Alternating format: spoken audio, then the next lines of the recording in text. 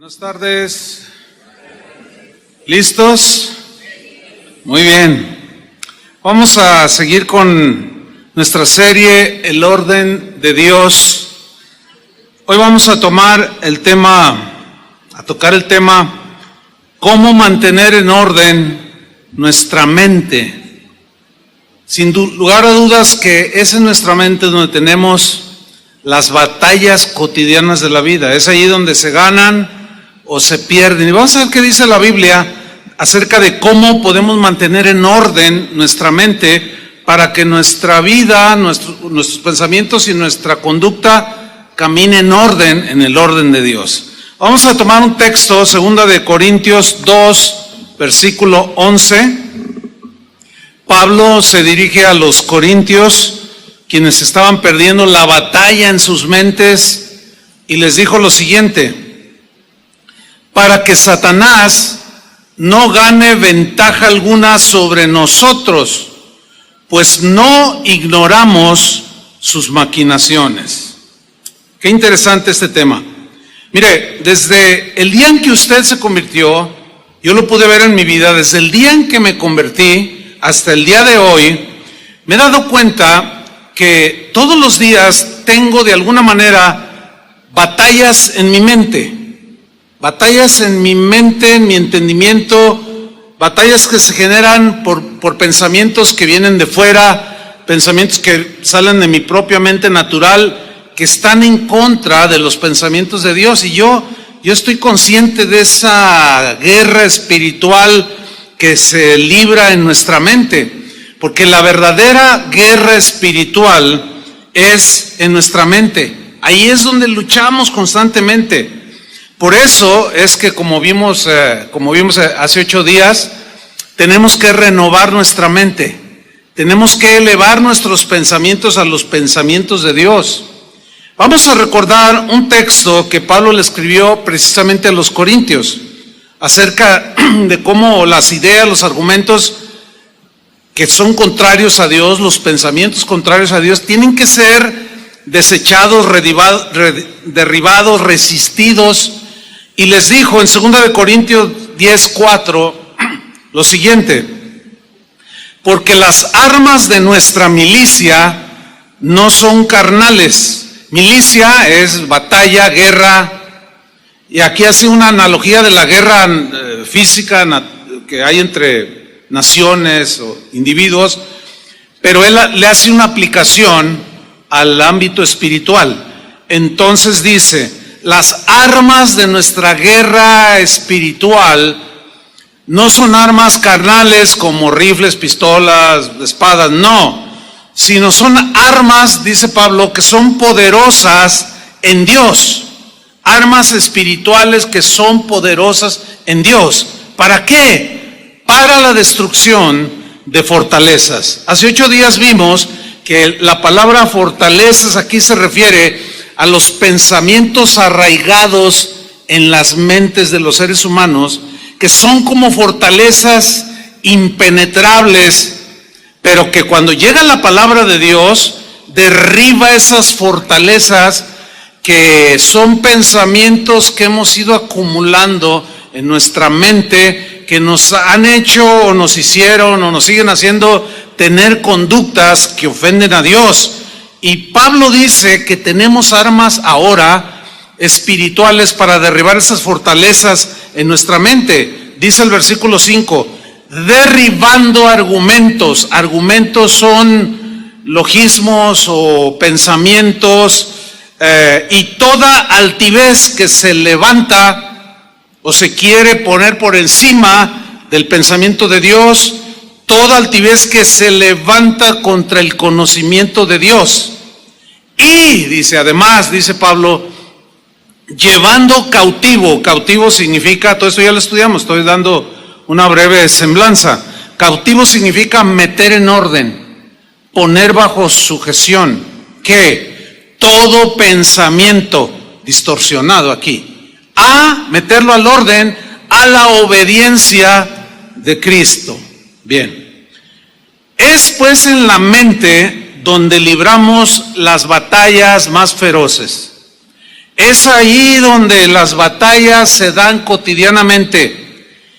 Y es también en nuestra mente donde ganamos o perdemos las batallas, según los pensamientos que gobiernen en nuestra mente. ¿Sí? Un escritor de hace ya algunos años, en uno de sus libros, él hablaba de que la mente del ser humano es como el taller, como un taller, y él decía, es el taller de Satanás. Él hablaba de la mente desocupada, la mente que no camina en orden, la mente desordenada. Es como el taller donde Satanás le encanta ir a trabajar. Y su trabajo consiste en sembrar ideas que se van haciendo fortalezas en las mentes de las personas y que los llevan a tener conductas según lo que piensan. Porque recordemos que la Biblia dice, tal el pensamiento de la persona, tal es él. Nuestros pensamientos nos llevan a tener las conductas que hacemos. Si Satanás logra sembrar, implantar pensamientos en tu mente, si tú permites que Satanás siembre esos pensamientos desordenados, entonces tú le estás abriendo la puerta para que esos pensamientos se vuelvan fortalezas y te lleven al desorden, te llevan a conductas que ofenden a Dios. El apóstol Pablo, yo le llamo, a raíz de esta serie y del estudio que voy a compartir con los pastores el próximo martes que iniciamos, de los pastores de las casas de oración, que son como aproximadamente 190 casas de oración en algunos países, y aquí hay algunos pastores que ya llegaron. Estudiando pues esta serie, Dios me hablaba de tratar el mismo tema, pero lo titulamos, en el caso de los pastores, el orden de Dios en el ministerio. Porque así como hay ovejas desordenadas, también hay pastores desordenados. ¿Verdad que sí, ovejas? Y también hay ovejas desordenadas, ¿sí o no, pastores? Ya estamos a mano. Pero todos queremos entrar en el orden de Dios. ¿Cuántos dicen amén? Y sin duda que también va a haber un desafío, así se llama nuestro evento anual, el desafío del ministerio. Porque en el caso del apóstol Pablo, yo les comentaba que mientras estudiaba, me di cuenta que sus enseñanzas, todas, sin excepción, todas sus cartas, siempre eran consejos para poner orden en las iglesias. Entonces yo le puse el apóstol del orden. Bueno, yo así le puse a él. Y va a ser algo del tema que yo voy a tratar con ellos. Pero el mismo Pablo estaba muy preocupado por los cristianos que vivían en Corinto, aquellos que habían recibido la palabra de Dios, aquellos que habían nacido de nuevo, que habían iniciado a ser nuevas criaturas, su vida antigua había pasado y ahora estaban viviendo una vida nueva, pero algo empezó a suceder, que comenzaron a los corintios a permitir que falsos apóstoles, incitados por Satanás, dirigidos y comandados por él, les sembraran pensamientos diferentes acerca de Cristo, pensamientos distintos acerca del Evangelio. Y Pablo estaba muy preocupado por los corintios. Estaban siendo bombardeados de una manera copiosa y sin tregua para desviarlos del camino del Señor. Y en su preocupación, Pablo les escribió en 2 de Corintios capítulo 11, versículo 3, les dijo lo siguiente: pero me temo, tengo ese temor, decía Pablo, que como la serpiente, que es símbolo de Satanás, lo sabemos, que como la serpiente con su astucia engañó a Eva, y hace alusión al Génesis. Tengo ese temor, que así como engañó a Eva la serpiente, así nuestros sentidos sean de alguna manera extraviados de la sincera fidelidad a Cristo.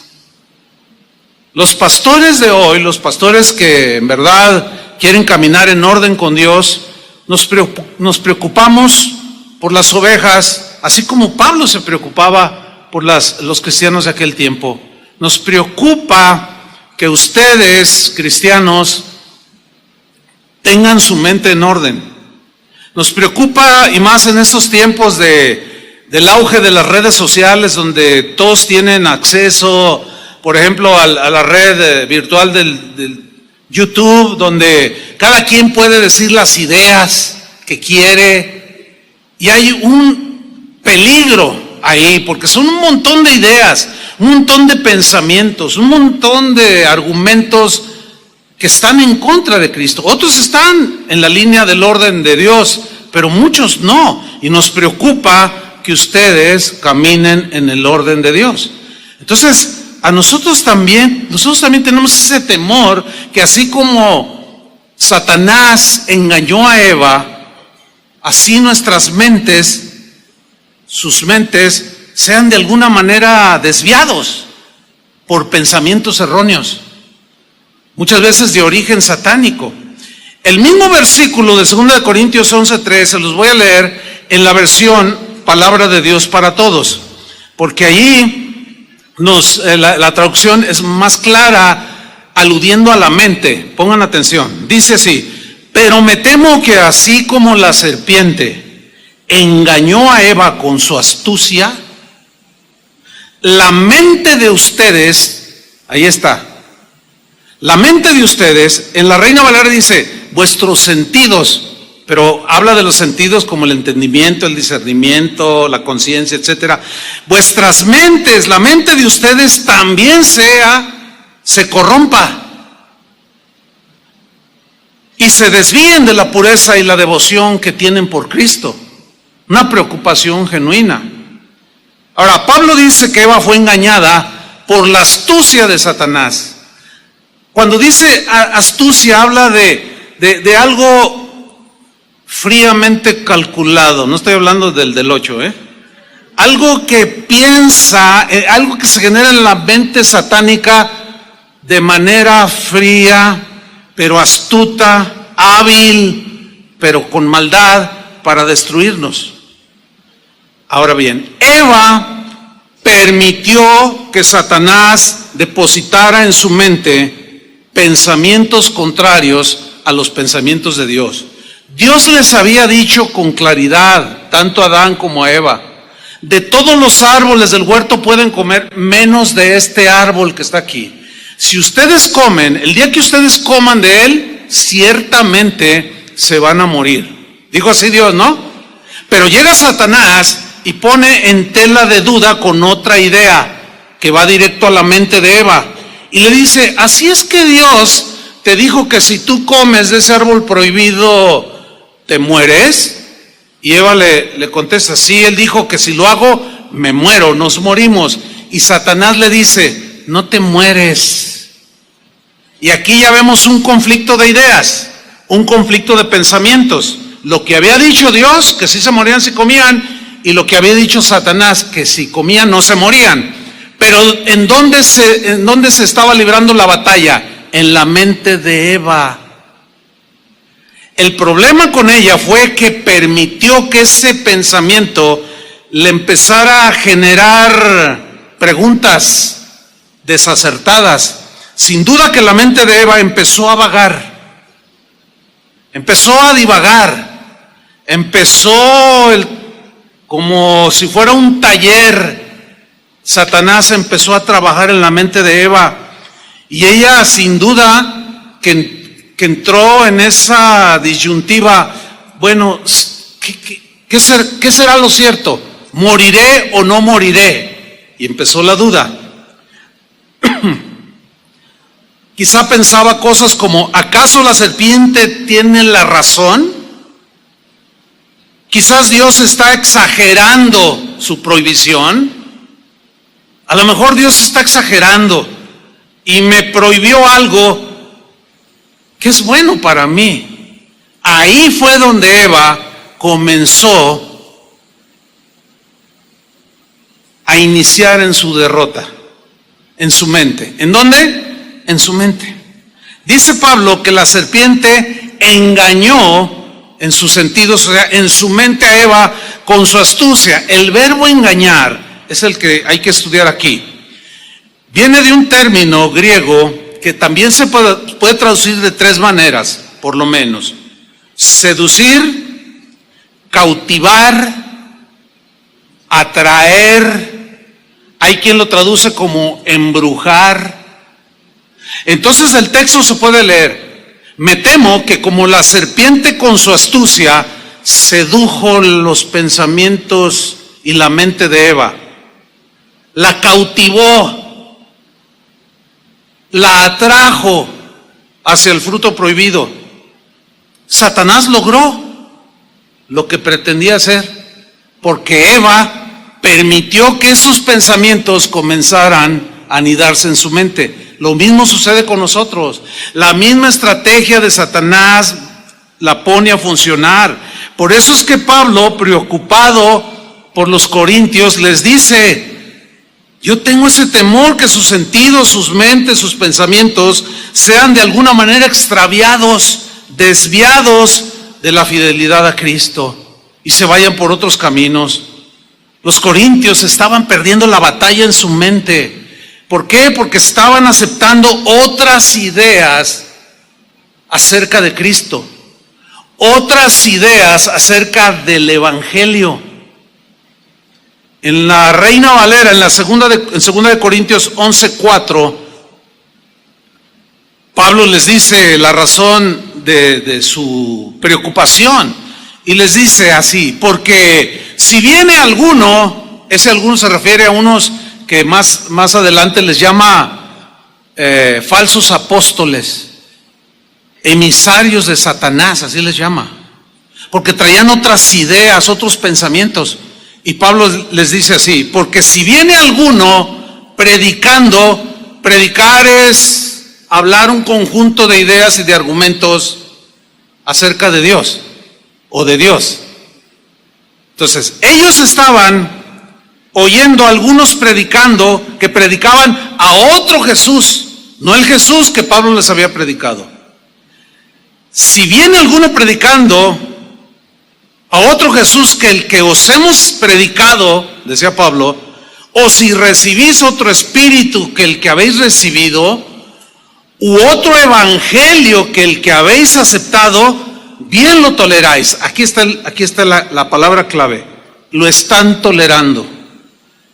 Están permitiendo que esas ideas comiencen a meterles duda, que fue exactamente lo que Satanás logró hacer en la mente de Eva: poner en tela de duda la palabra del Señor, cuando les dijo: no comas, porque si comes te vas a morir. Los corintios, a quienes les escribió derribando argumentos, todo lo que se levanta en contra del conocimiento de Cristo, ellos les escribió eso porque ellos, en lugar de llevar cautivo todo pensamiento desordenado que estaban teniendo ya por las ideas que estaban llegando de afuera, en lugar de llevar cautivo todo pensamiento a la obediencia de Cristo, ellos estaban consintiendo que esos pensamientos los arrastraran, los llevaran al error y por consiguiente al desorden. Ellos estaban perdiendo la batalla en sus mentes. ¿Dónde se gana la batalla? En la mente, por cómo piensas. ¿Dónde se pierde la batalla? En tu mente, por cómo piensas. No debemos, hermanos, de ninguna manera ceder, tolerar. No podemos permitir ni siquiera un centímetro en nuestras mentes que ningún pensamiento que venga de fuera o de nosotros mismos, que vaya en contra de los pensamientos de Cristo, se empiece a arraigar en nuestra mente. No podemos darnos ese lujo, hermanos. Debemos mantener el orden en nuestras mentes. Pablo también a los corintios les dijo, 2 de Corintios 2:11, nuestro texto que leímos al principio, les dijo así: para que Satanás, ¿quién? Díganlo fuerte, ¿quién? Para que Satanás, es un personaje, no es algo imaginario ni simbólico, es un ángel caído. Según la Biblia es como, si no el ángel, el más, es uno de los ángeles más hermosos y poderosos que Dios creó. Pero se rebeló y de ahí vino su nombre, Satanás, que significa adversario de Dios.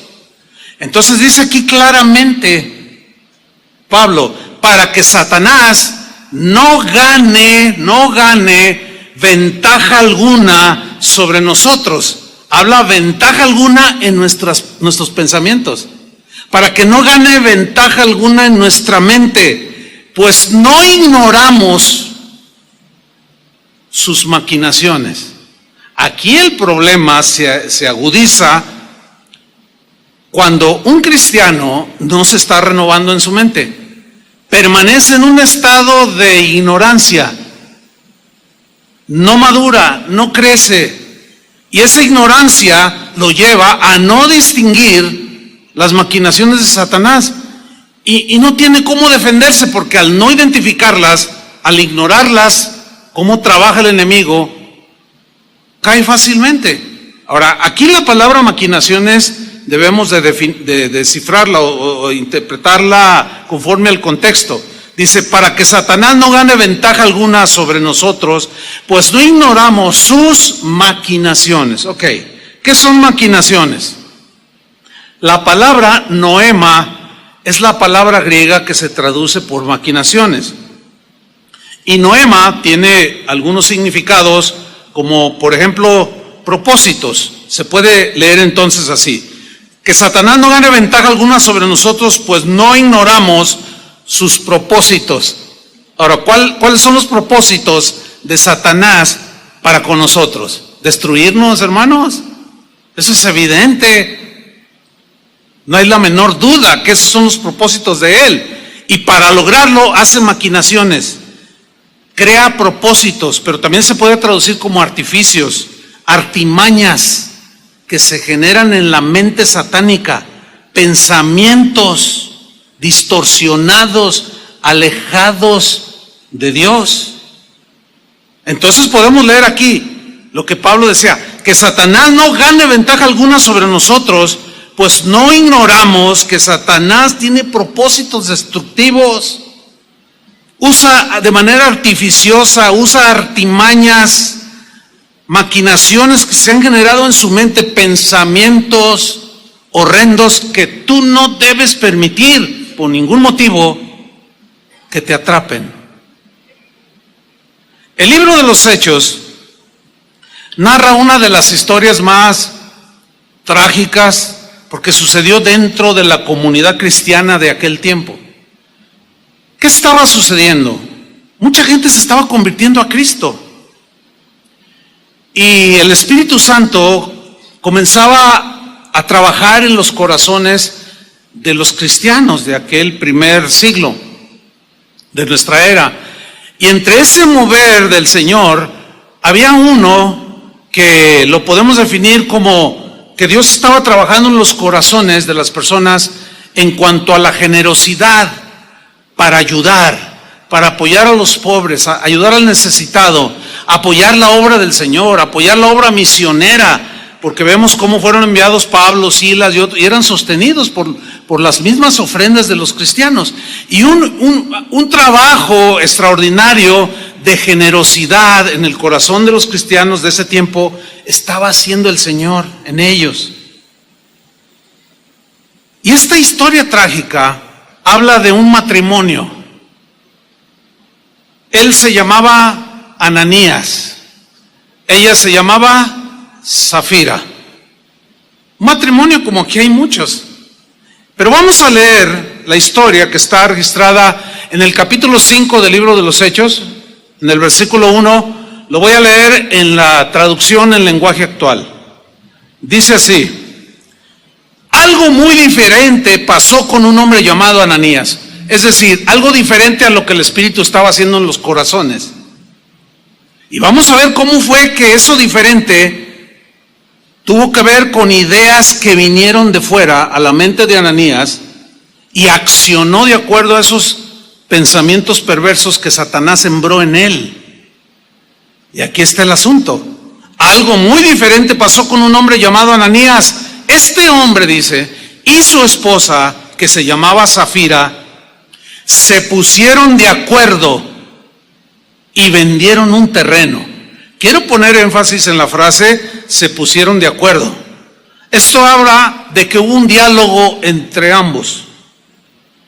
Parece ser que la primera idea, la primera propuesta para hacer lo que hicieron, se generó en la mente de Ananías. Y para poder llegar a estar en acuerdo con otra persona, él tuvo que, en este caso Ananías, compartir con su esposa pensamientos, ideas, argumentos acerca de lo que deberían de hacer. Había gente, empezaron a dialogar entre ellos, sin duda. Esto que voy a comentar es un diálogo pues imaginario, pero es probable que se haya dado así, porque para ponerse de acuerdo dos personas tienen que hablar entre ambas, ¿no es cierto? Entonces es posible que Ananías, al dejar que Satanás sembrara pensamientos en su mente, se acercó con su esposa y le dijo: oye, ¿ya viste que la familia tal vendió una de sus propiedades y lo donaron a la iglesia y lo dieron a los apóstoles y ellos están para ayudar a los pobres, para apoyar la obra de Dios? Sí, ya he visto. Y también la familia fulana y Sultano de Malgano, también ellos están dando con generosidad. Y se miraron el uno al otro y Ananías le dice: bueno, pues nosotros hemos sido bendecidos por Dios, tenemos algunas propiedades. ¿Qué te parece si vendemos un terreno de los que tenemos? Pues sí, me parece bien, pero no vamos a dar todo el dinero. Es probable, no lo sé, que Safira haya resistido un poco. No, ¿cómo? No, pues si lo vamos a dar así como lo están haciendo, como el Espíritu Santo está guiando, dirigiendo, vamos a hacerlo nosotros también. No, es que mira, ¿para qué tanto? No sabemos cómo lo van a manejar. Además, Pedro pues era un apóstol, era un pescador, y él que sabe de administración. Y empezaron los argumentos, empezaron las ideas. Finalmente logra convencerla. Atención, matrimonios, jamás se pongan de acuerdo en lo malo. No lo permita. Por lo menos si resistes tú, varón, o resistes tú, mujer, eso puede salvar una situación peligrosa, ¿no es cierto? Oye, fíjate bien lo que me estás diciendo, que echemos mentiras de que lo vendimos en tal precio y que estamos dando eso. Logró convencerla. Escúchame bien, varón, escúchame bien, mujer, que ninguno en su caso que tenga pensamientos desviados, desordenados, te logre convencer, porque tendrán muchos problemas. Y de por sí ya hay problemas, ¿sí o no? Entonces ellos se pusieron de acuerdo en cómo iban a hacer y cómo iban a vender y hacer las cosas mal. Pero vamos a ver dónde se generó todo esto. Y vendieron un terreno, dice, versículo 2. Pero se quedaron con parte del dinero de la venta. El resto se lo entregaron a los apóstoles. Entonces Pedro le dijo a Ananías, aquí vemos que los dones del Espíritu Santo operaban de manera notable en los primeros cristianos. Nosotros creemos que los dones del Espíritu Santo siguen operando. Aquí el don de discernimiento de espíritus, ¿sí? Una palabra de ciencia, de conocimiento profundo, operó en Pedro para darse cuenta que le estaba mintiendo a Ananías. Dice el versículo 3, entonces Pedro le dijo a Ananías, fíjate lo que le dijo: ¿por qué le hiciste caso a Satanás? O sea, ¿por qué aceptaste las ideas que Satanás sembró en tu mente? ¿Por qué le hiciste caso, Ananías? Yo me imagino a Ananías así como sorprendido. Órale, ¿quién le dijo? Zafira, no creo, pues se veía, era la más convencida, quería comprarse un bolso de $1,000 y no creo que haya sido ella. Entonces, ¿quién le dijo? Sin duda que estaba sorprendido, pero la reprimenda del apóstol es: ¿por qué le hiciste caso a Satanás? Que en otras palabras fue lo que le dijo el Señor a Eva y a Adán: ¿por qué le hicieron más caso a Satanás que lo que yo les dije?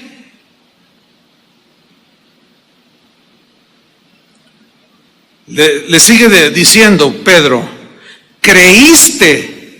O sea, el creer es una idea, ¿sí o no? El creer está basado en argumentos, en pensamientos que están aquí en la mente, o los procesamos en nuestra mente. Fíjate lo que le dice Pedro: creíste.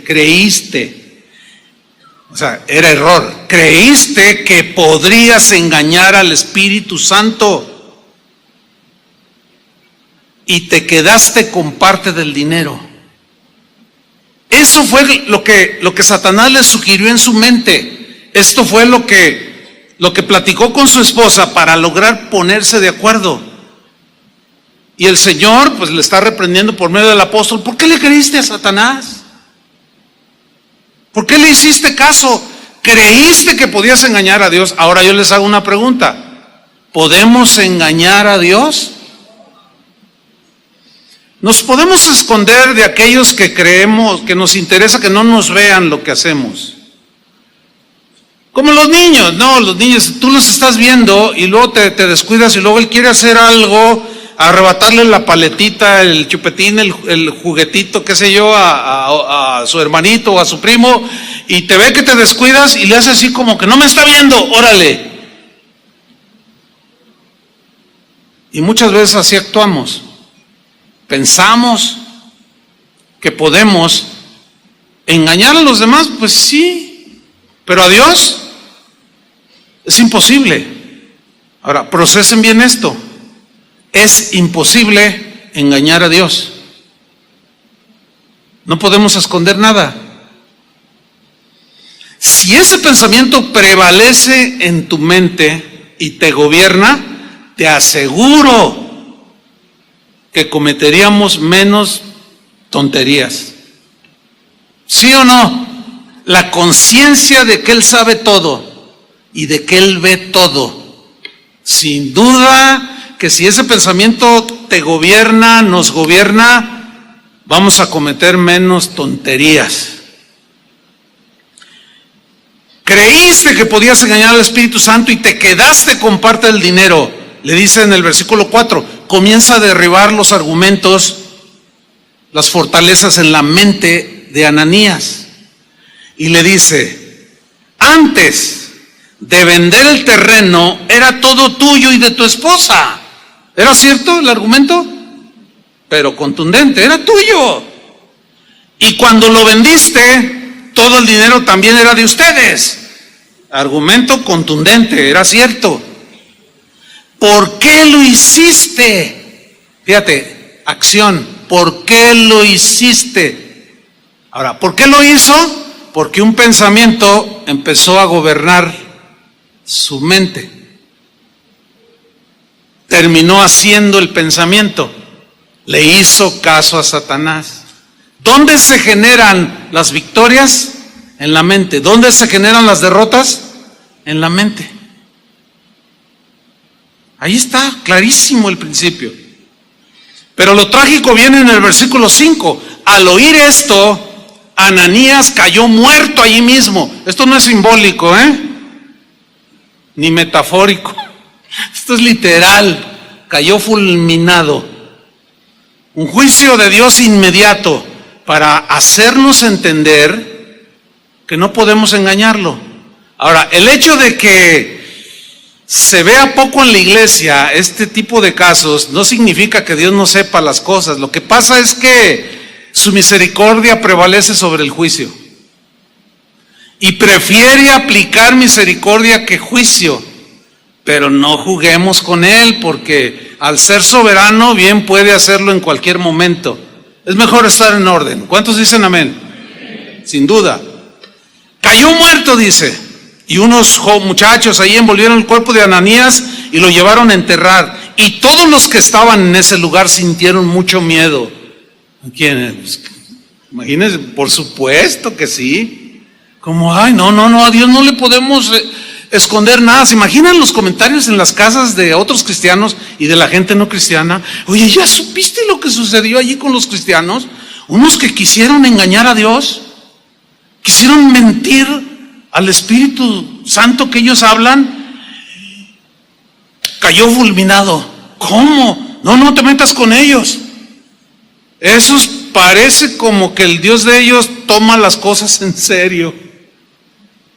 ¿Y cuántos saben que el Señor sigue tomando las cosas en serio? En serio. Dice el versículo 7, como 3 horas más tarde llegó Safira con su bolsa nueva, sin saber lo que había pasado. No tenía la mínima idea de lo que había sucedido a su esposo. Entonces Pedro, operando los dones nuevamente, le preguntó, dime, ¿vendieron ustedes el terreno en este precio? Y me imagino que le enseñó el dinero. ¿Lo vendieron en este precio? Así es, respondió ella. Ese fue el precio. Entonces Pedro le dijo, ¿por qué se pusieron de acuerdo? ¿Para engañar al Espíritu del Señor? Mira, ahí vienen los muchachos que acaban de enterrar a tu esposo y ellos mismos te enterrarán a ti. Al instante, dice, Safira cayó muerta. Qué terrible historia, hermanos. Que Dios tenga misericordia de nosotros. Amén. Pero hay que ordenar nuestras mentes. Hay que ordenar nuestros caminos. Vemos pues que Ananías y Safira perdieron la batalla en sus mentes. Pensamientos contrarios a los de Dios desordenaron sus mentes. Fueron seducidos, engañados y atraídos a mentir a Dios y a disfrazar con hipocresía su generosidad. Y eso no va con Dios. Ahora la pregunta obligada es, pastor, pues yo quiero ordenar mi mente, pero ¿cómo puedo mantener en orden mi mente? Porque nos damos cuenta, ¿sí o no?, de que cotidianamente tenemos luchas en nuestra mente, ¿sí o no? Sin duda. La respuesta está en la Biblia. Santiago capítulo 4 versículo 7. Santiago dijo cómo podemos mantener en orden nuestra mente. Dijo así, someteos pues a Dios, resistid al diablo y él huirá de vosotros. 3 cosas aquí a estudiar. Número 1, someteos, sométanse a Dios. Esa palabra a muchos no les gusta, incluyendo cristianos. No, eso de someterse me suena así como de que aquí lo que yo digo, eso se hace y tengo que someterme. No. Es que al no entenderse lo que la Biblia, lo que significa en la Biblia someterse, por eso hay una serie de pensamientos distorsionados que nos llevan al desorden. Por eso es que vamos a estudiar qué significa aquí someterse.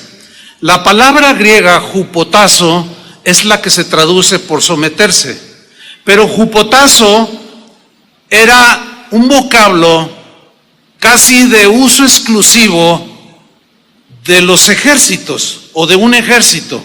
Es un término netamente militar, hupotazo, someterse. Está compuesto de 2 palabras.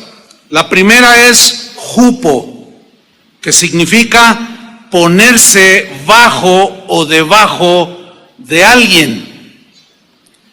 Y tazo significa ordenar, pero la idea de ordenar aquí es la de ponerse bajo sujeción o en sujeción, bajo las órdenes de alguien, en este caso, bajo las órdenes de Dios, que es el general del ejército. Si ustedes son aplicados en la lectura de la Biblia, se darán cuenta que hay muchos textos donde a Dios se le llama Jehová de los ejércitos. La Biblia habla de los ángeles como los ejércitos celestiales. Y un ejército es un término totalmente de milicia. Ok. Se refiere entonces someterse al orden que tienen los soldados en cualquier ejército razonablemente ordenado. Hay muchos ejércitos alrededor del mundo en la historia que se distinguieron por el orden, por el sometimiento a sus generales, a sus capitanes, en el caso, por ejemplo, de los romanos, a los centuriones. Dicen los historiadores, por cierto, que una de las razones de que el Imperio Romano se extendió de tal manera o con tal dimensión, que se debió, que la particularidad que sobresalía en el ejército romano era el orden que tenían los soldados. Era el sometimiento que tenían sí o sí a las órdenes de sus centuriones, a las órdenes de su César, de sus centuriones, de los que dirigían soldados de 100, de 50, etcétera.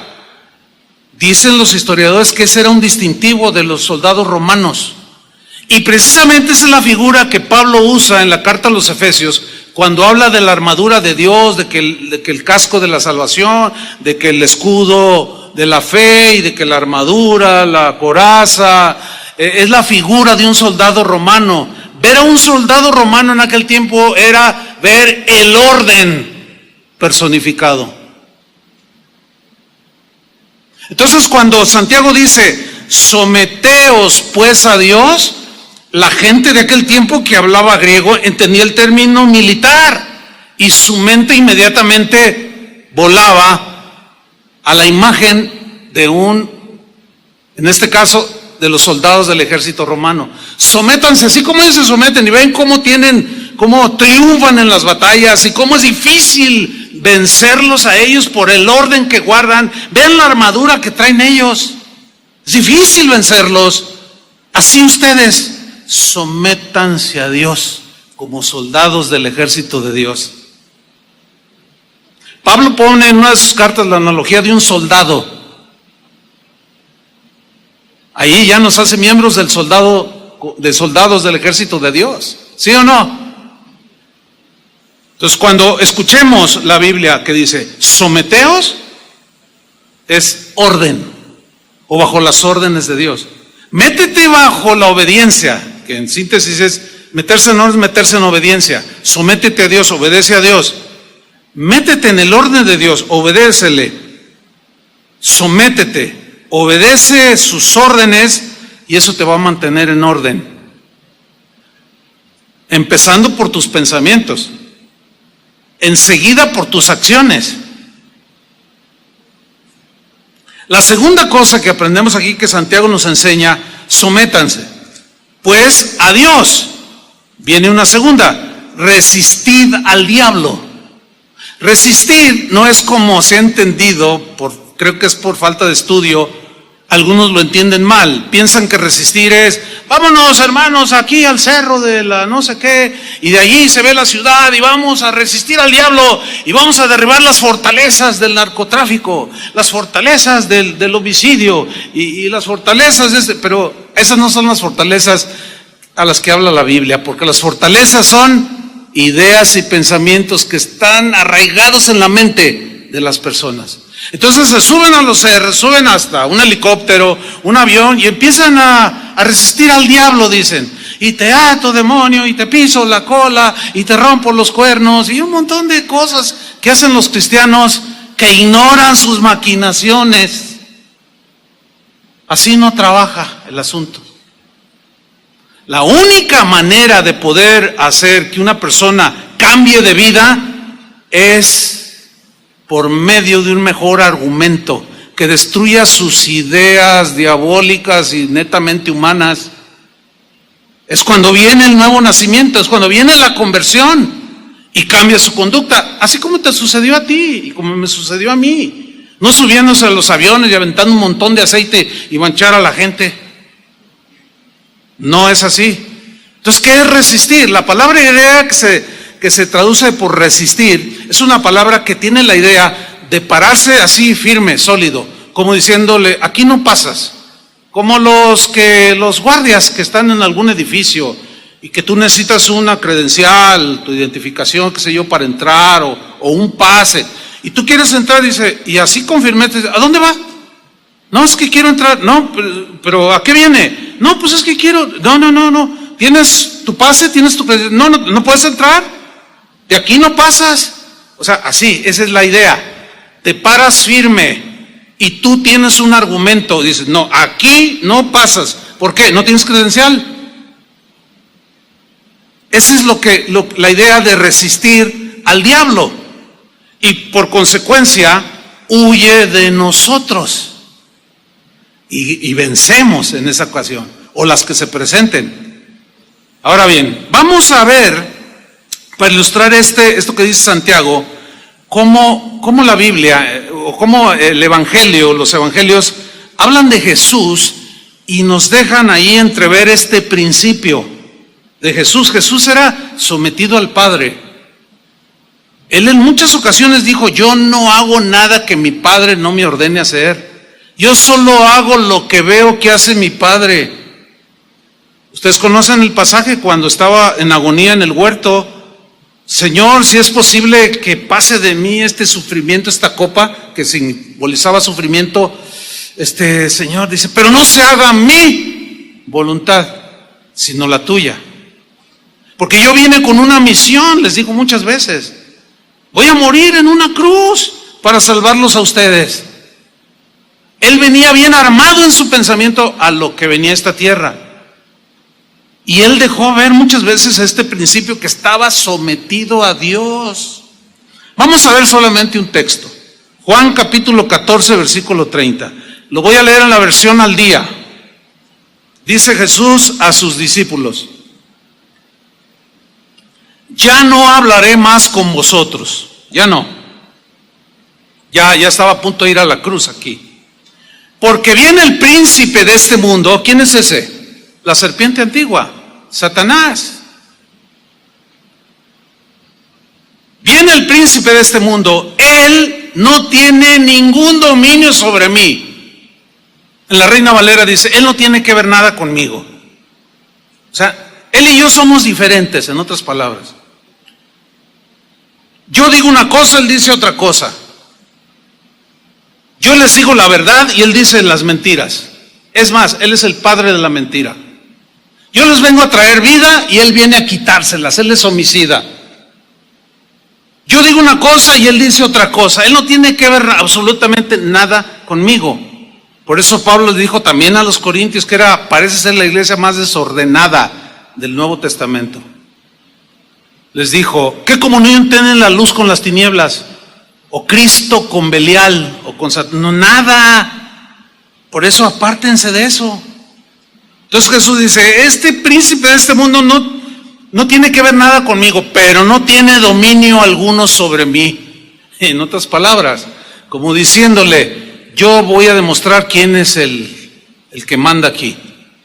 Nada más que Satanás nunca imaginó que iba a ser por medio de algo que él nunca imaginó, porque el Pablo mismo dijo, si hubieran sabido los hijos de este mundo y el mismo Satanás que a través de su muerte venía la salvación, no lo hubieran matado. Así dice Pablo a los corintios. Dice el versículo 31, pero el mundo, dice, tiene que saber que amo al Padre. ¿Se acuerdan que Jesús dijo, si me amáis, guardaréis mis mandamientos? Entonces tienes que saber, dice, que yo amo al Padre.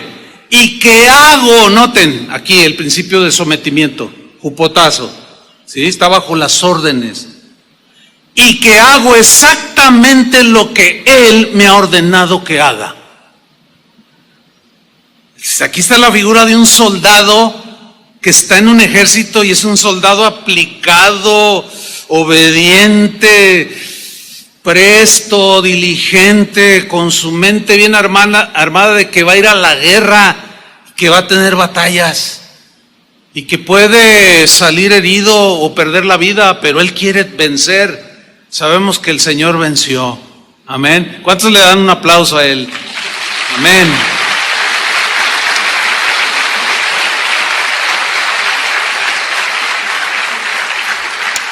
Cuando tú lees los evangelios y ves la vida de Jesús, te das cuenta que efectivamente así vivió Jesús. Vivió gobernado por la voluntad de Dios. La voluntad de Dios son pensamientos, eran propósitos, eran argumentos de por qué tenía que ser así, morir en una cruz para pagar por nuestros pecados. Él lo entendía perfectamente. Y cuando tú haces un estudio de la vida de Jesús, te das cuenta que él vivió así, en ese orden extraordinario. Vamos a ver este principio de Santiago, de someteos a Dios, resistir al diablo, huirá. Vamos a verlo en la vida de Jesús. Vamos al Evangelio según San Lucas, capítulo 4, versículo 1. Hay 4 evangelios. De esos 4, solamente 2 registran lo que se conoce el pasaje como la tentación de Jesús. Mateo en su capítulo 4 también habla acerca de 3 tentaciones que tuvo Jesús, directamente de Satanás.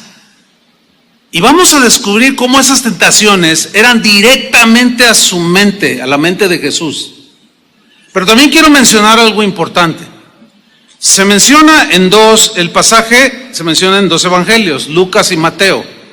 Pero Lucas pone algunos rasgos en su relato que Mateo omite o no los toma en cuenta.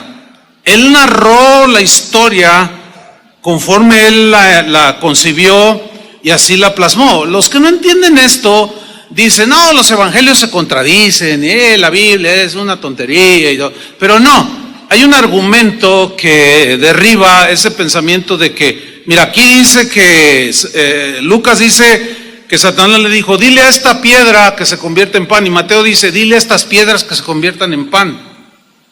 Ya ve, ahí hay una contradicción, pero no, hay un argumento que derriba esta falacia, y el argumento es este. Sucede una tragedia, hay muchos heridos, algo sucede, explota un tanque de gas, qué sé yo, y la noticia corre por todos lados, ¿cierto? Y los reporteros de Televisa, de TV Azteca, los fifís les dicen, no, los chayoteros dicen, no se, bueno, olvide eso. Y luego llegan los de otros periódicos, de otros medios, y cada quien llega al momento de la tragedia, al lugar de la tragedia, y comienza a escribir, a filmar, a entrevistar, a preguntar, oiga, ¿qué pasó aquí? Entonces, unos sin duda que llegaron primero que otros, ¿no es cierto? Otros se tardó y llegó 2 horas después, qué sé yo. Cuando al siguiente día tú lees la narración del accidente, díganme si no es cierto. Todos son diferentes, con detalles que otros omiten, pero el hecho en sí de la tragedia de la explosión, todos la mencionan, ¿sí o no? Y unos dicen, no, pues cuando yo llegué al lugar de los hechos, parece como que la gente estaba asustada y nomás había 200 personas de mirones, pero a lo mejor llegó muy temprano, a los 15 minutos. Y otro que llegó a las 2 horas dice, no, aquello no podía yo ni acercarme al lugar de los hechos. Había como 10,000 personas que se están contradiciendo. No, es que cada uno lo está escribiendo conforme a lo que él vio y su circunstancia. Bueno, ese argumento creo que es suficiente para aclarar que los evangelios tampoco se contradicen en sus narraciones. ¿Entendieron o no? Y si no, bueno, vuelvan a escuchar esta parte y luego ya lo captan. Yo decidí usar el Evangelio de Lucas para hablar de este punto, de cómo las tentaciones que Jesús tuvo directamente de Satanás fueron en la mente, por una razón, porque Lucas añade un par de definiciones o de palabras o de frases que Mateo no hace. Y en el caso de Lucas nos aclaran más sobre el tema. Vamos a leerlo. Dice Lucas 4:1, Jesús, lleno del Espíritu Santo, volvió del Jordán, donde había venido el Espíritu Santo como paloma sobre él y todo eso. Y él volvió del Jordán y fue llevado por el Espíritu al desierto, a un lugar desolado. La palabra que se traduce por desierto habla de lugar totalmente solitario. Pues la idea de desierto pues es esa. Ahora bien, aquí es algo bien importante. ¿Por qué en el desierto? ¿Por qué tuvo el Espíritu Santo, lo llevó, lo dirigió al desierto? Mateo dice para ser tentado por el diablo. Lucas dice que por 40 días estaba en el desierto y era tentado por el diablo. Ok, aquí la palabra tentación o tentar tiene dos implicaciones. Una es positiva y otra es negativa. La negativa tiene que ver en que tentar siempre, por el lado negativo, tiene que ver con incitarte a lo malo, a lo pecaminoso, a lo corrupto, que se hace porque los pensamientos se arraigan en nuestra mente y eso nos lleva a tener esas conductas. Y en ese sentido, Satanás quería tentar a Jesús para destruir el propósito por el cual Jesús había venido. Sabía algunas cosas, Satanás, pero no sabía todo el plan.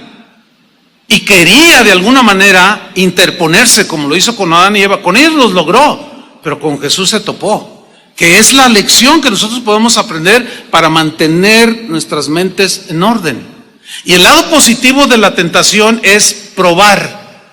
Como cuando dice en Génesis 22, y probó Dios a Abraham y le dijo, dame a tu hijo en sacrificio, a Isaac, al que amas. O sea, a nosotros Dios no nos tienta para que pequemos. Ahí sí sería una contradicción. ¿Por qué? Porque si a eso vino, a sacarnos de la maldad, para luego tentarnos para que caigamos, es imposible conciliar ese pensamiento. ¿Sí o no? Pero Satanás no, él sí tienta para destruirnos. Y hay que saber distinguir lo que es una tentación, que es para destrucción, y lo que es una prueba, que es para crecer. En el caso de Dios que nos prueba. Bueno, aquí Satanás tentó a Jesús. Dice, y no comió nada, dice el versículo de Dios, en aquellos días, 40 días, pasados los cuales tuvo hambre, algo normal. Es más, algunos de ustedes anoche cenaron un pozole triple y ya traen hambre. ¿Cuántos traen hambre? A ver, sean sinceros. Yo no, porque acabo de comer algo. Pero mira, el tener hambre es algo natural, normal. Pero resulta que cuando tenemos hambre, algo le pasa a la mente. ¿No se han fijado? O sea, como que no te importa lo demás. Tú tienes hambre y entramos en esa situación, podemos llamarle de debilidad humana. Jesús era humano, pero él fue tentado en todo según nuestra semejanza, pero él no pecó. Hay gente que cuando tiene hambre reacciona de una manera, otros reaccionan de otra manera. Algunos reaccionan cuando tienen hambre, algunos se quedan callados, no dicen nada. Yo conozco uno que está aquí, casi lo estoy viendo. Y ya sabemos que cuando estamos en algún convivio o algo, y él está así, es que tiene hambre. Y ya todos decimos, es que ya tiene hambre. Pero hay otros que se ponen nerviosos, otros se ponen de mal humor. Hay reacciones que afectan la mente. ¿Han notado eso? Yo les comentaba en la mañana que tengo un gatito. Ustedes saben, tengo varias mascotas, ¿no?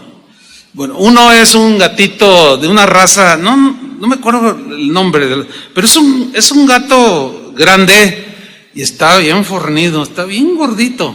Así son esos gatos, porque no come mucho. Y se llama Panchito Louis.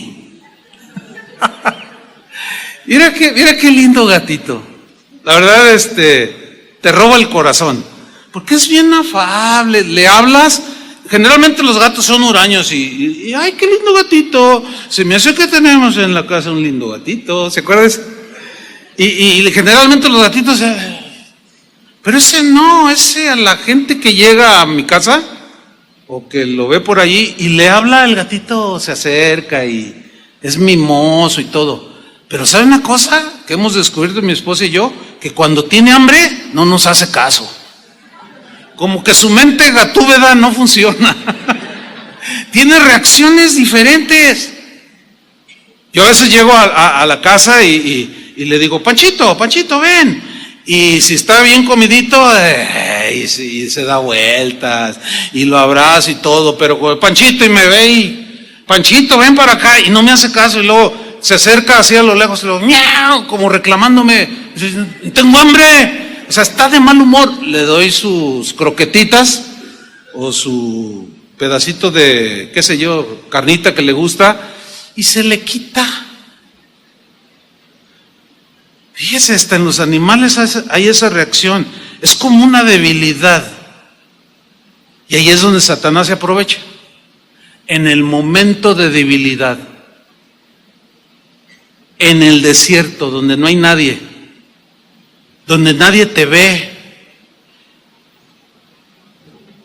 ¿Sabes dónde es donde Dios prueba con mayor intensidad nuestra integridad, nuestra santidad, nuestra honradez? Cuando estás tú solo. Porque cuando estás con los demás, no, pues aquí todos son bien portados, hasta aureola se les ve. Pero cuando ya andamos por ahí, pues ay, a ver si no me ve algún hermano, ay, que no me vea mi esposa. Por eso el adúltero se esconde, no quiere que lo vean. La adúltera igual, y se pone lentes y una cubierta en la cabeza y para que no me vean. Tratan de esconderse. Pero es allí en la soledad. ¿Qué haces? ¿Qué hacemos cuando estamos solos? Ese es el punto. Y peor cuando estás enfrente de una computadora, donde con un clic te meten una de basura, una de ideas en la mente, pero con un clic también la proteges. O sea, le cambias o le apagas. Y dice pues que era tentado, tuvo hambre y vino la tentación en ese momento, versículo 3. Entonces el diablo, noten, le dijo, decir, pues para que sea coherente tienen que ser ideas bien trazadas, ¿no es cierto?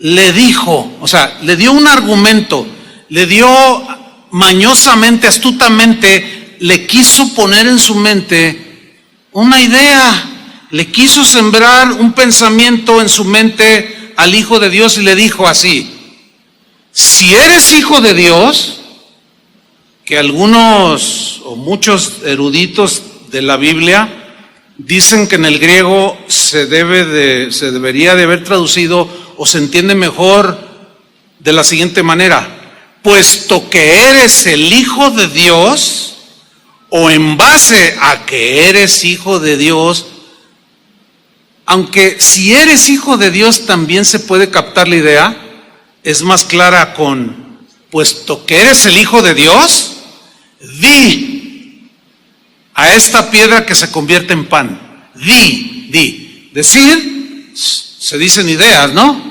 Se dicen pensamientos, lo que está en tu mente, lo que está en tu corazón, en tu interior, eso es lo que se dice, porque del corazón salen ¿qué? Los malos pensamientos, y aquí habla del corazón ligado a una mente, y el corazón es lo más profundo del ser humano, pero donde razonamos es en la mente, y de ahí dice, se generan todas estas cosas. Entonces Satanás le dice, di, pero en el griego decir, el verbo decir, se traduce como mandar, ordenar. En otras palabras, puesto que eres el Hijo de Dios y tienes todo el poder, ordena, manda a esta piedra que se convierta en pan. Ahora, aquí la pregunta obvia es esta: ¿podía Jesús convertir no solo una piedra, un montón de piedras y hasta ponerse a distribuir pan? ¿Podía haberlo hecho Jesús? Por supuesto que sí. Hay muchos pasajes en la Biblia que nos hablan de ese poder que él tenía, como cuando en aquella boda de Canaán convirtió el agua en vino, ¿se acuerdan? Como en aquella ocasión que había 5,000 varones, no había comida, no habían contado a las mujeres ni los niños, 20,000 personas aproximadamente, no había nada que comer, y un niño trae unos pececillos y unos panecillos, y a ver, tráiganmelos. Él ora, da gracias y los multiplica y les da de comer a todos, y todavía dice: y todo lo que sobró guárdenlo en cestas para que no se pierda nada. Hasta en eso era ordenado el Señor, háganme favor. Y sobraron 12 cestas. O sea, todo eso y más hizo el Señor. ¿Qué acaso no podía haberse hecho un sándwich de pescado? Fácil. Por supuesto que sí. Pero ahí es donde estaba la tentación. Satanás, y queriendo influir en su mente, queriendo desviar el propósito por el cual Jesús había venido en la tierra, que no era para hacer un despliegue de poder. ¿Se acuerdan cuando lo apresaron a él y lo golpeaban y le decían: a ver, si eres hijo de Dios, di quién te pegó? ¿Se acuerdan? Otro en la cruz le dijo: a ver, si eres hijo de Dios, baja. Y el ladrón dijo: sí, sálvate y sálvanos. ¿Podía haberlo hecho? Nada más y nada menos resucitó de la muerte. Pero entonces, ¿por qué no lo hizo? Porque él no vino a hacer un despliegue de poder, ni de show.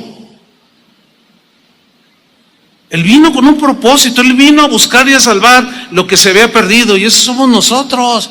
Y para hacer semejante tarea no se necesita el espectáculo, ni el show, ni el exhibicionismo. Y Satanás quiso llevarlo por ahí sembrando la idea: a ver, demuestra tu poder. Ahora, ¿cómo reacciona Jesús? Como estaba sometido a Dios, lo resistió, se paró firme y le dijo: de aquí no pasas, fíjate. Y le dijo: escrito está. Aquí dice: ¿dónde está tu identificación? ¿Dónde está tu pase? Aquí no pasas. Escrito está, Satanás le dice: no solo de pan vivirá el hombre, sino de toda palabra de Dios. Mateo dice: de toda palabra que sale de la boca de Dios. Pero cuando dice Lucas: sino de toda palabra de Dios, ¿de dónde salió la palabra? De su boca. No hay contradicción. Ahora, aquí donde dice toda palabra de Dios, esa palabra toda en el griego habla del conjunto de todas las partes. En otras palabras, que lo que tenemos hoy en la Biblia salió de la boca de Dios. Y son los pensamientos de Dios. Y ahí es donde radica el poder, hermanos. El poder de Dios. Ahí es donde están nuestras armas espirituales, en la palabra de Dios. La espada del Espíritu, que es la palabra de Dios. Ahora, estamos notando que la primera tentación de Satanás a Jesús fue en la mente, ¿sí o no? ¿Lo alcanzaron a ver? Ok, la segunda tentación que vamos a tocar ahora fue directa a la mente de Jesús, como sigue siendo contigo y conmigo. Viene a la mente. Vamos a leer. Versículo Lucas 4:5. Dice así: y le llevó el diablo a un monte alto y le mostró en un momento todos los reinos de la tierra. Ahora, aquí la pregunta es, del versículo 5 es, la frase donde le llevó a un monte muy alto. El llevar a Jesús a un monte muy alto fue literal, de que lo llevó como si fuera el Cerro del Cuatro o una montaña, el Everest, o fue literal, o fue imágenes en la mente de Jesús? ¿Qué piensan ustedes? A ver. ¿Dónde fue ese llevarlo a un monte alto? ¿Fue literal? O sea que lo agarró Jesús, Satanás lo agarró a Jesús y se lo llevó volando.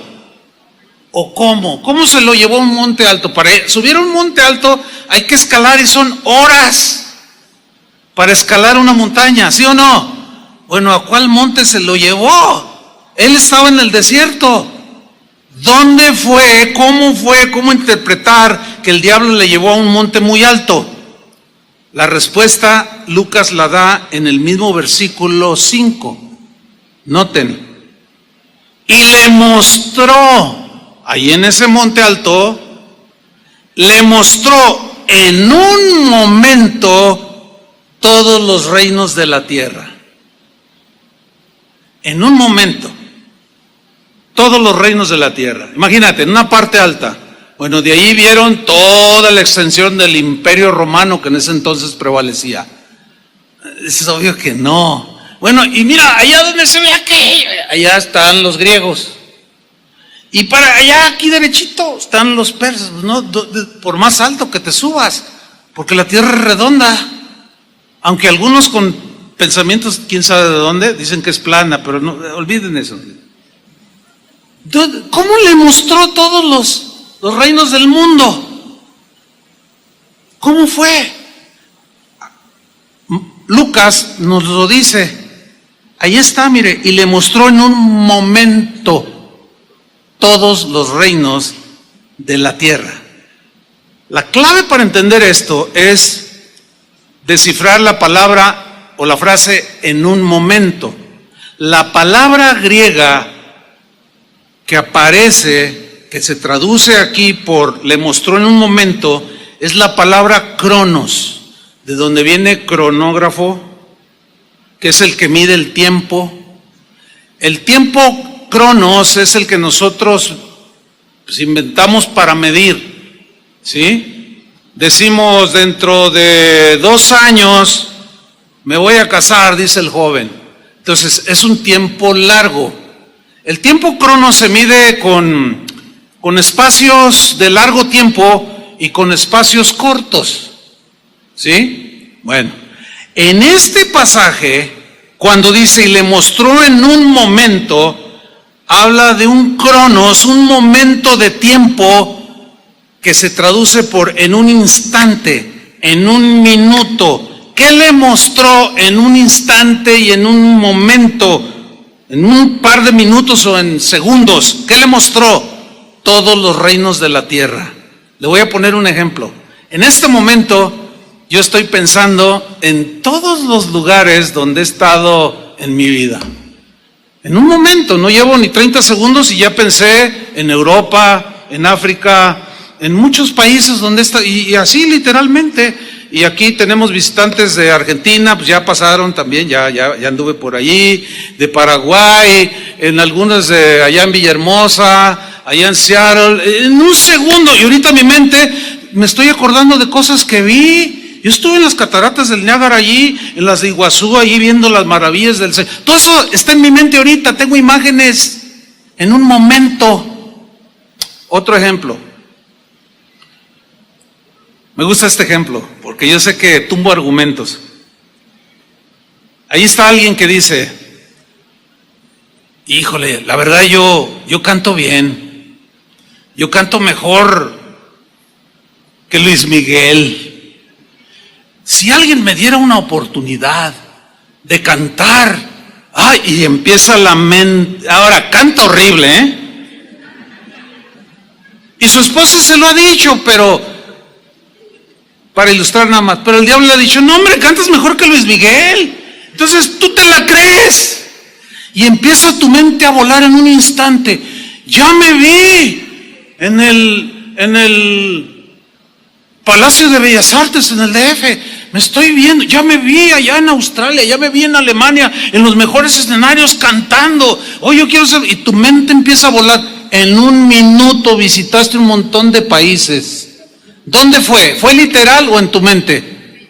Bueno, ese es precisamente el punto aquí. le llevó a un monte alto y en un momento, en unos instantes, rápido le mostró todos los reinos del mundo. Fue en la mente, hermanos, entiendan eso. Para seducirlo. Y le dijo el diablo, versículo 6, a ti te daré toda esta potestad o autoridad, te voy a dar todo esto que quieras. Y la gloria de ellos, les dice. O sea, la fama, el dinero, los placeres, etcétera, etcétera. Porque a mí me ha sido entregada, mentira. Todo le pertenece a Dios. A Satanás le pasa lo que a veces a nosotros nos pasa. Decimos mi carro, mi casa, mi esto, mi lo, pero no somos dueños de nada. Ya lo hemos discutido eso, ¿sí o no? Cuando nos morimos no nos llevamos nada. El otro día iba con unos pastores, yo iba conduciendo, iban varios y no avanzaba, era muy lento el tráfico y finalmente me pude meter por este lado y cuando ya llego a un semáforo me doy cuenta que era una carroza, llevaban un féretro allí, por eso venía lento los otros autos. Entonces dije, voy a hacer algo. Le dije, oigan, miren, por eso no avanzábamos. Ah, sí, pues llevan un muertito. Oigan, ¿ya se fijaron bien? Y todos, ¿qué? No lleva su carro, lo llevan en una carroza. Oigan, no lleva su cartera, no lleva su ropa, no lleva su dinero, no lleva nada. Va nada más con un solo traje. Claro, los pastores, ellos entendieron bien lo que yo quería decirles. No, sin duda, no somos dueños de nada.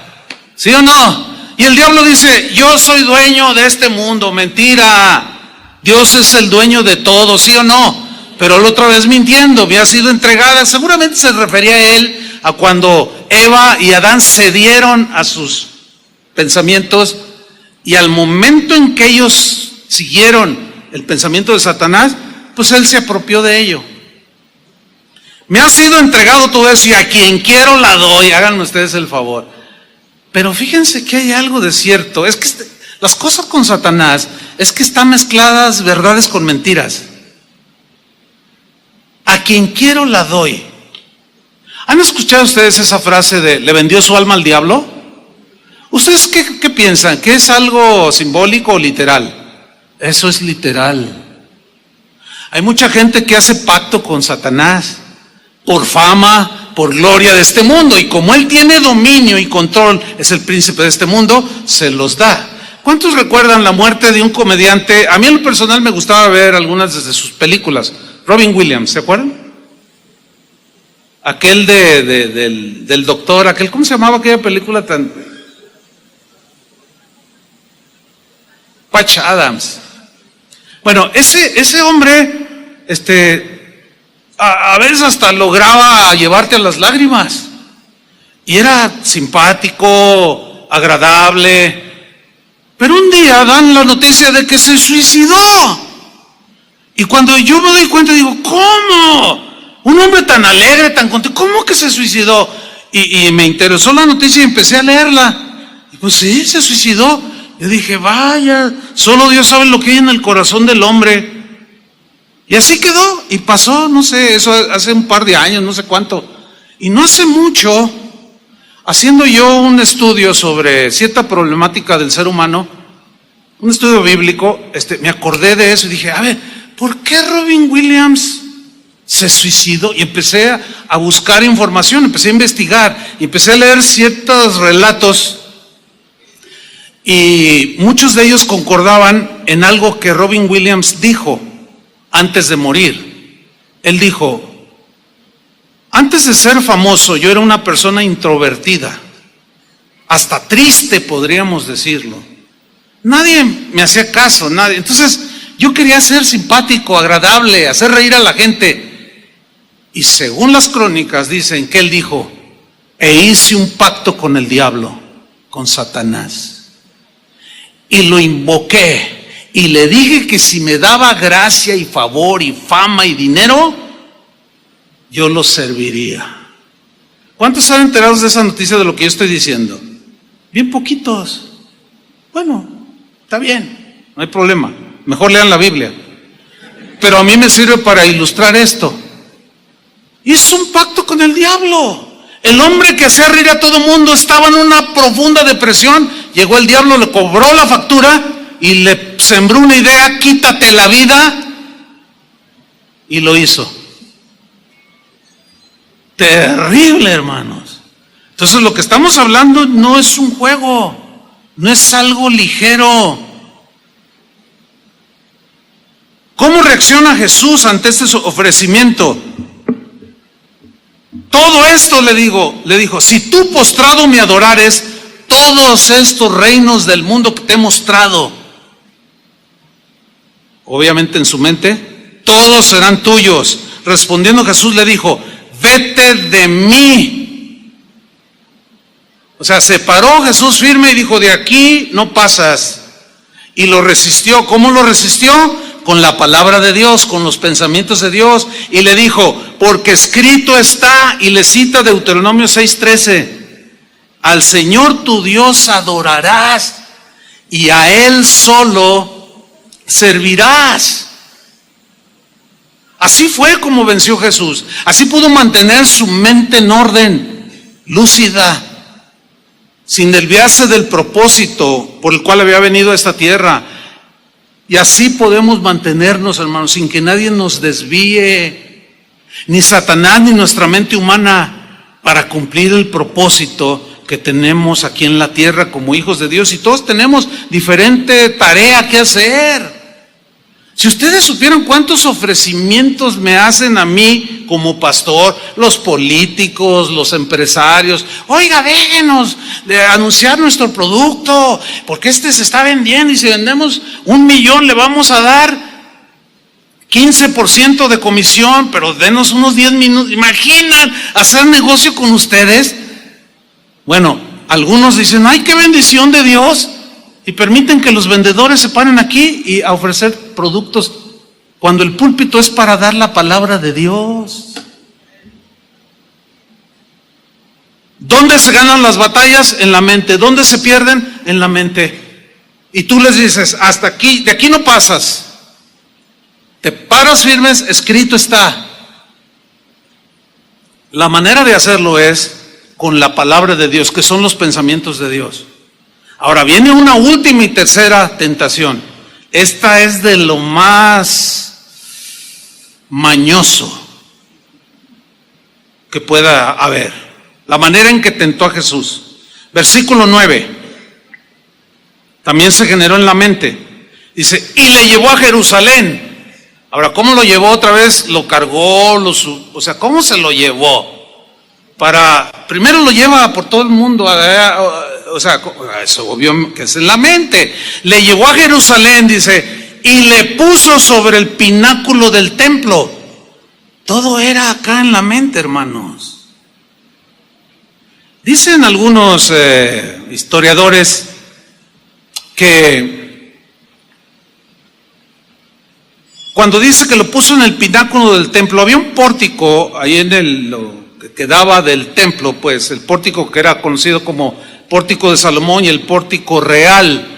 Eso era lo considerado como el pináculo del templo, que en ese momento pues estaba allí vigente, para ser claro.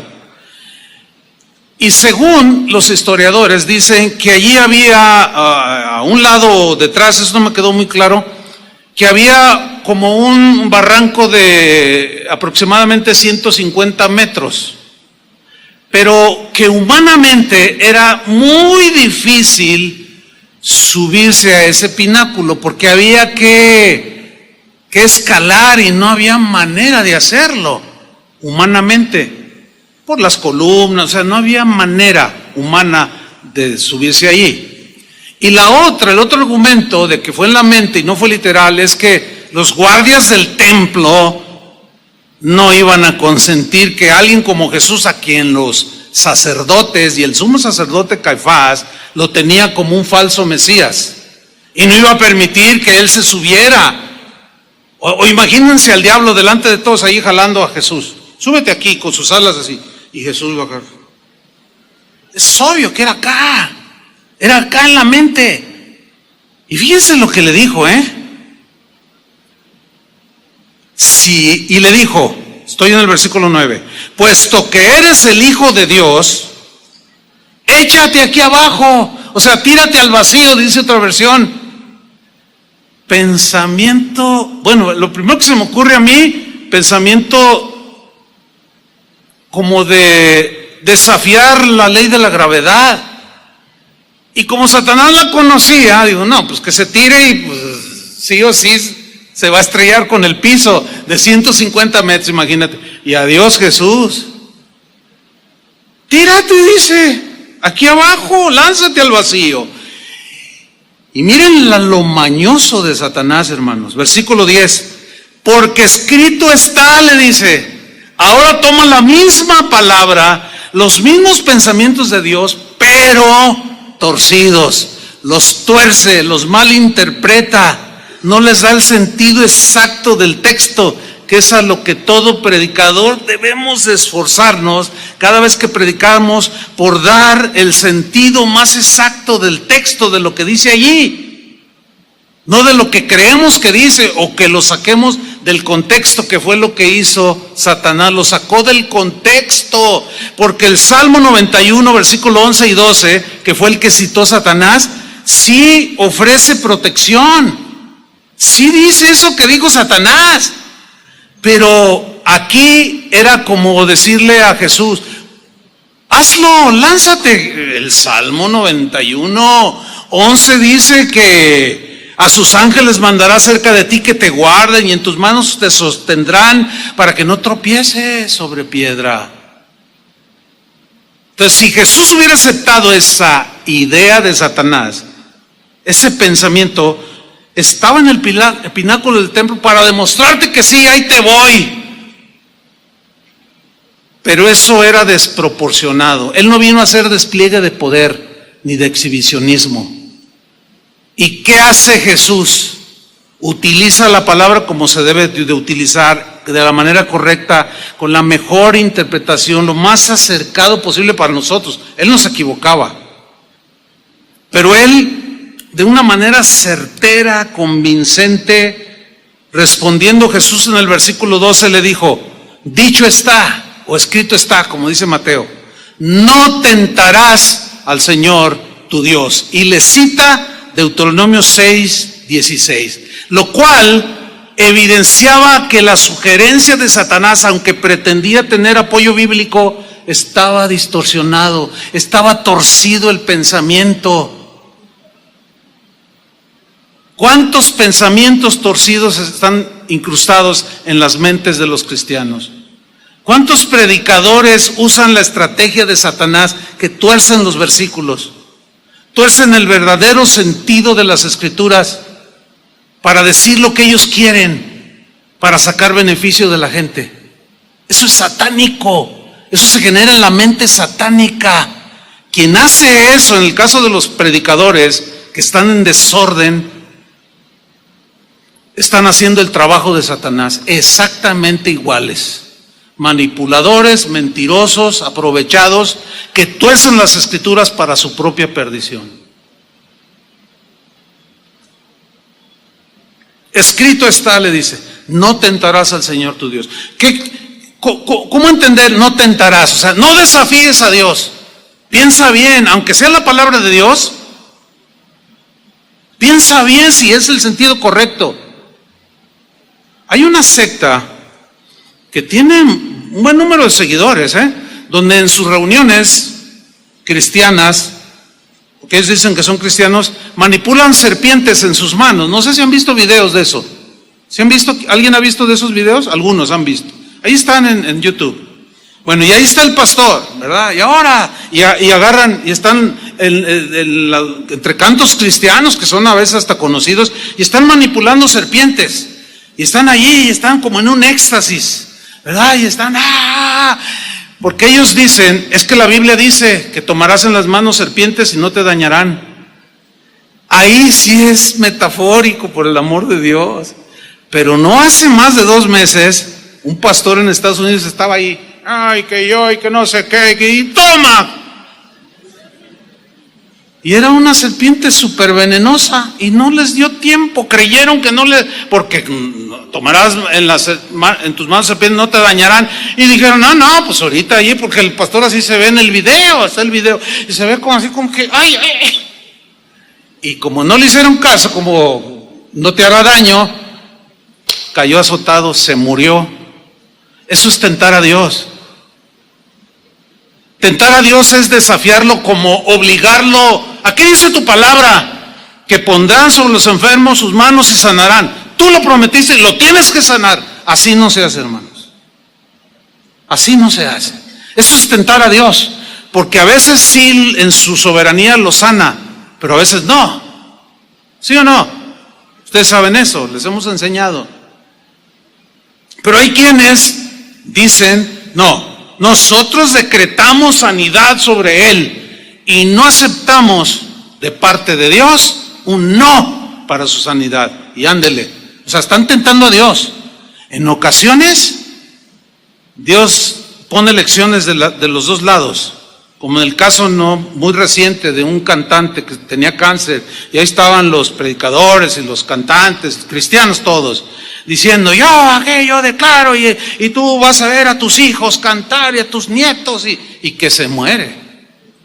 ¿Qué pasó allí? Algunos se pararon y dijeron, así dice el Señor, verás a los hijos de tus hijos cantar tus canciones.